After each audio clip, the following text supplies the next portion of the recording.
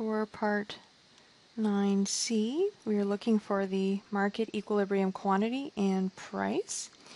And we said the steps for that were to take the demand and supply functions and set them equal to each other.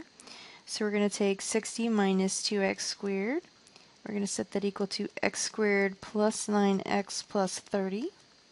We're going to solve the quadratic equation. I'm going to go ahead and bring everything over to the same side. So I'm going to get 0 on the left side by subtracting 60 from both sides and adding 2x squared. You get 0 equals 3x squared plus 9x minus 30.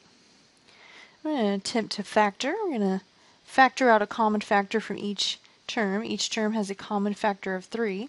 So instead of doing that, actually, let's go ahead and divide each term on both sides by 3. So we get 0 equals x squared plus 3x minus 10. This actually leaves us with something a lot easier to factor. So we have x times x, and positive 5 and minus 2 look like they would be the factors. Very easy to solve. We get x equals minus 5 and x equals 2. And we are going to reject the solution that's negative because we cannot have a negative quantity. So we're going to keep x equals 2. And remember that x is given to us in a quantity of 1,000. So that represents 2,000 units for our equilibrium quantity. And for the equilibrium price, since we're looking for the supply and the demand functions are exactly the same quantity and price, it does not matter which of these two functions that we plug into for x, so that we can solve for p. So I'm going to say p equals, and I'm going to choose the first function.